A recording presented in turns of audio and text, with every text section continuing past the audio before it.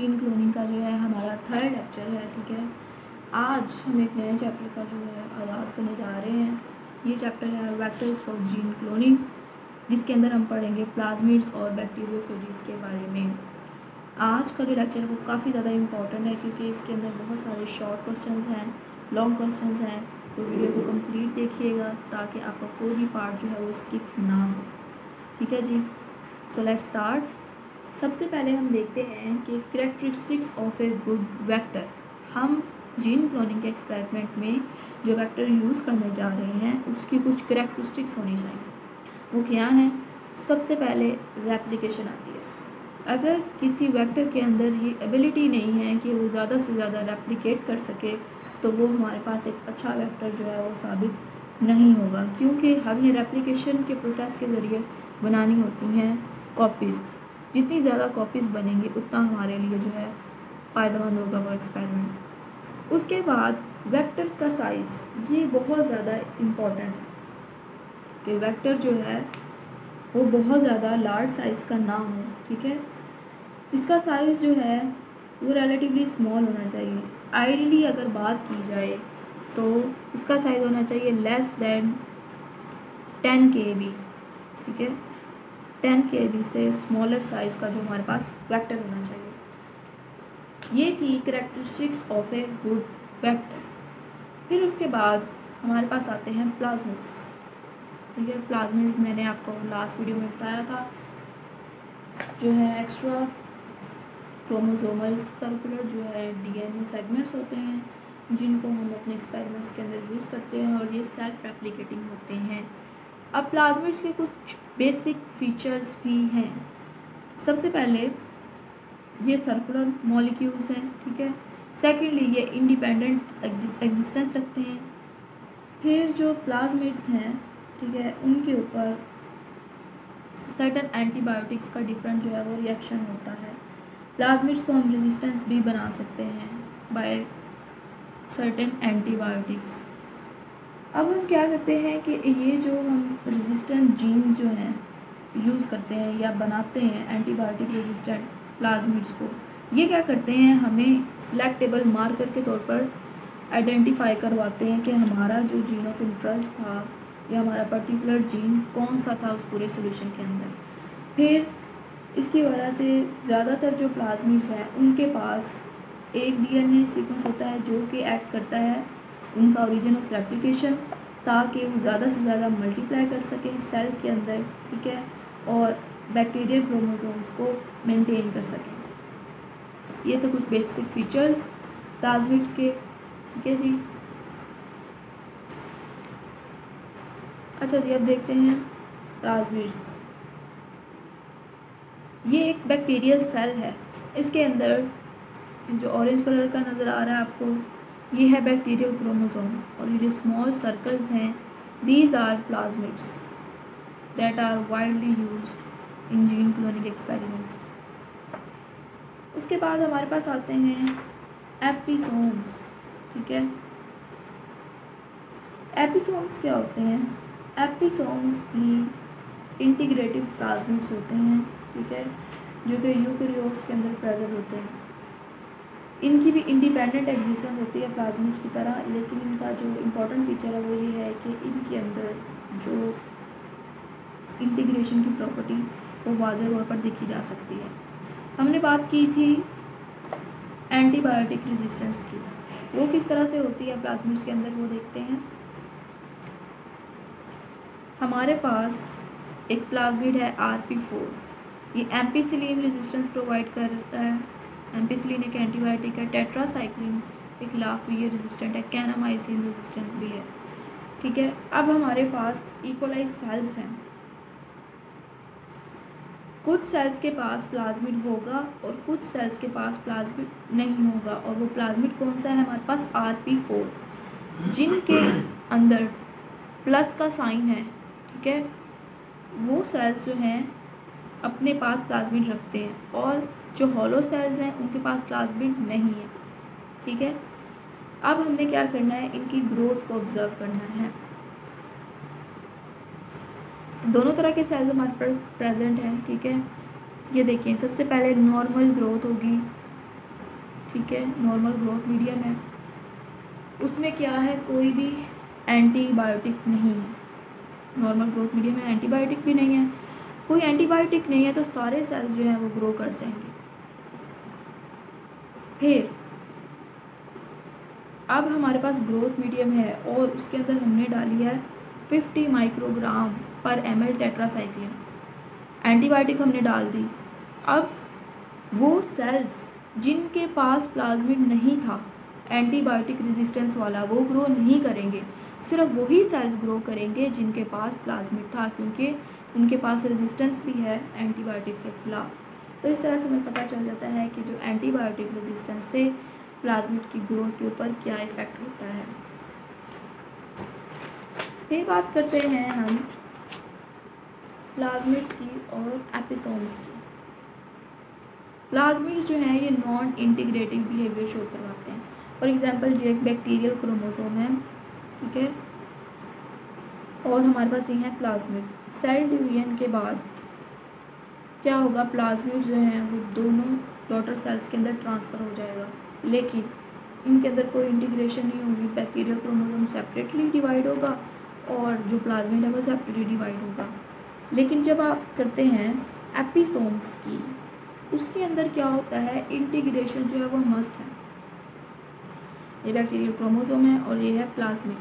Cell division होने से पहले क्या होगा, ये जो प्लाज्मिड है ये पार्ट बन जाएगा बैक्टीरियल क्रोमोसोम का, मतलब इसके अंदर इंटीग्रेट हो जाएगा।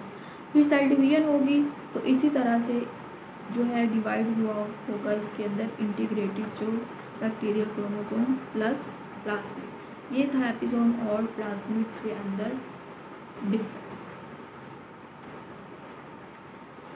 फिर प्लाज्मिड्स की एक कैरेक्टरिस्टिक आती है साइज एंड कॉपी नंबर। अच्छा जी, प्लाज्मिड की जो साइज रेंज है वो स्टार्ट होती है लेस देन 10 kb से, ठीक है। एक डिज़ायरेबल क्लोनिंग वेक्टर का साइज यही होता है, लेकिन प्लाज्मिड जो है उनका साइज रेंज काफ़ी ज़्यादा है। वो स्टार्ट होता है 1.0 kb to 1.0 kb for smallest to 250 kb for largest. ये भी एक इम्पॉर्टेंट MCQ है कि स्मॉलेस्ट प्लाज्मिड उसका साइज़ रेंज क्या होना चाहिए और जो लार्जेस्ट प्लाज्मिड है उसका साइज़ रेंज क्या होना चाहिए। तो ये है जी हमारे पास size range 1.0 kb for the smallest and 250 kb for largest plasmid. फिर बात करते हैं कॉपी नंबर की। कॉपी नंबर क्या होता है? अच्छा जी, कॉपी नंबर कहते हैं the number of molecules individual plasmid that are normally found in a single bacterial cell. एक सिंगल बैक्टीरियल सेल के अंदर जितने प्लाज्मिड के मॉलिक्यूल प्रेजेंट होंगे उसको हम कहेंगे ये उसका कॉपी नंबर है।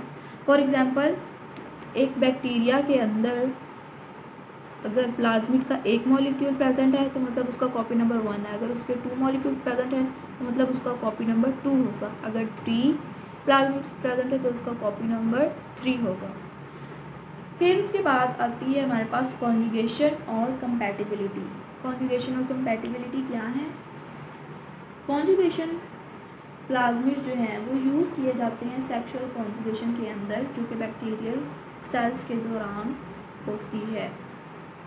अब ये किस तरह से होती है? अच्छा जी, ये हमारे पास एक बैक्टीरियल सेल है, ठीक है, ये हमारे पास एक बैक्टीरियल सेल है। अब इस बैक्टीरियल सेल के पास ये एक डोनर सेल है, ये एक डोनर सेल है और ये हमारे पास एक रेसिपिएंट सेल है।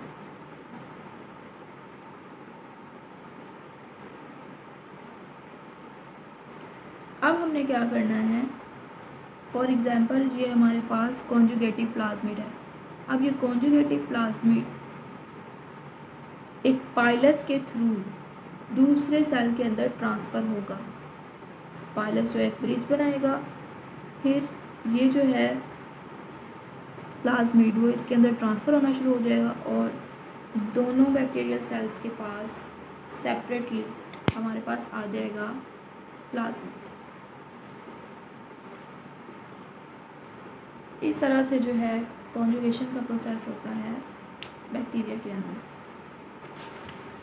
फिर हम बात करते हैं कंपैटिबिलिटी की। कंपैटिबिलिटी, अगर हमारे पास दो प्लाज्मिड्स हैं, ठीक है, और वो दोनों इनकम्पैटिबल हैं, मतलब उनकी कोई भी करैक्टरिस्टिक एक दूसरे के साथ मैच नहीं कर रही, एक इन्वायरमेंट के अंदर वो सर्वाइव नहीं कर सकते, तो क्या होगा, दूसरा प्लाज्मिड जो है वो खुद ब खुद जो है वो लॉस्ट हो जाएगा सेल से, और जो एक ही सेल है वो सर्वाइव करेगा। क्योंकि को एग्जिस्ट करने के लिए कंपैटिबिलिटी जो है प्लाज्मिड्स को वो इंतहाई ज़रूरी है। ये है important short questions, compatibility and incompatibility, ठीक है। इसके अलावा कॉन्जुगेशन जो है वो क्या होती है, और कॉन्जुगेटिव प्लाज्मिड्स कौन से होते हैं और नॉन कॉन्जुगेटिव प्लाज्मिड्स में, ये भी एक इम्पॉर्टेंट क्वेश्चन है। अच्छा जी, मैंने आपको बताया था कॉन्जुगेटिव प्लाज्मिड्स जो कि यूज़ होते हैं सेक्सुअल कॉन्जुगेशन के अंदर, इसी तरह नॉन कॉन्जुगेटिव प्लाज्मिड्स भी प्रेजेंट होते हैं, ठीक है। ये भी कभी बाज़ ट्रांसफ़र हो जाते हैं दूसरे सेल के अंदर कॉन्जुगेटिव प्लाज्मिड्स के साथ। फॉर एग्जांपल ये देखिए हमारे पास एक कॉन्जुगेटिव प्लाज्मिड है, ये फॉर इंस्टेंस हमारे पास नॉन कॉन्जुगेटिव है। कॉन्जुगेटिव के साथ नॉन कॉन्जुगेटिव भी ट्रांसफ़र हो जाएंगे नेक्स्ट जनरेशन के अंदर। फिर उसके बाद बात करते हैं हम प्लाज्मिड की क्लासिफिकेशन के बारे में कि प्लाज्मिड्स को किस तरह से हम लोग क्लासीफाई कर सकते हैं।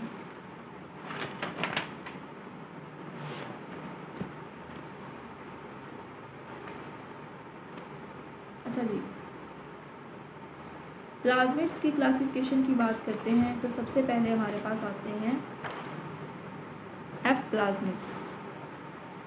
एफ प्लाज्मिड्स ये होते हैं फर्टिलिटी प्लाज्मिड्स।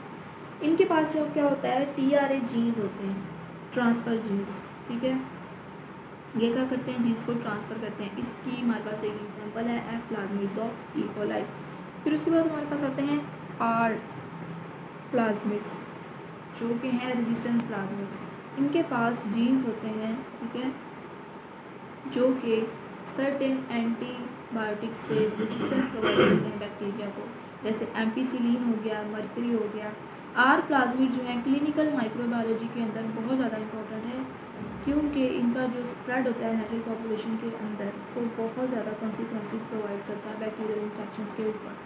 इसकी एक एग्जांपल है RP4 जो हमने इस वीडियो के अंदर RP4 का जिक्र पढ़ा था, जो कि सूडोमोनास बैक्टीरिया के अंदर प्रेजेंट होते हैं। फिर हमारे पास आते हैं कोल प्लाज्मिड्स, ठीक है। कोल प्लाज्मिड्स, कोल स्टैंड्स फॉर कोलिसिन, वो प्रोटीन जो दूसरे बैक्टीरिया को किल करते हैं उनको हम कहते हैं कोल प्लाज्मिड्स।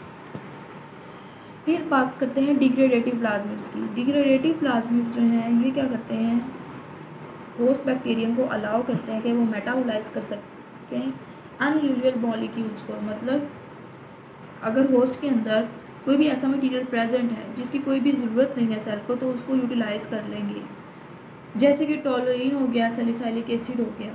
इसके अंदर एग्जांपल आती है TOL ऑफ सूडोमोनास।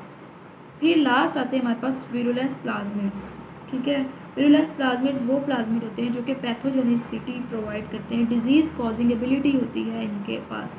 इनके अंदर आते हैं हमारे पास example TI plasmids of Agrobacterium tumefaciens जो कि क्राउन गार्ड डिजीज़ कॉज करते हैं डाइकोटिलिडनस प्लांट्स के ऊपर। अब प्लाज्मिड जो है बैक्टीरिया के अलावा दूसरे ऑर्गेनिज्म में भी प्रेजेंट हो सकते हैं, जैसे कि यीस्ट, सैक्रोमाइसिस सेरेविसी, इनके अंदर भी प्लाज्मिड्स की कुछ जो है तादाद देखी गई है, कुछ स्ट्रेंस देखे गए हैं, और उनका साइज़ जो है ऑलमोस्ट 2 माइक्रोमीटर सर्कल जो था उनका साइज़ था। ये था जी हमारा आज का टॉपिक। होप सो आपको वीडियो अच्छी लगी हो। काइंडली चैनल को सब्सक्राइब करें, वीडियो को लाइक करें और ज़्यादा से ज़्यादा शेयर करें। Thank you for watching. अल्लाह हाफिज़।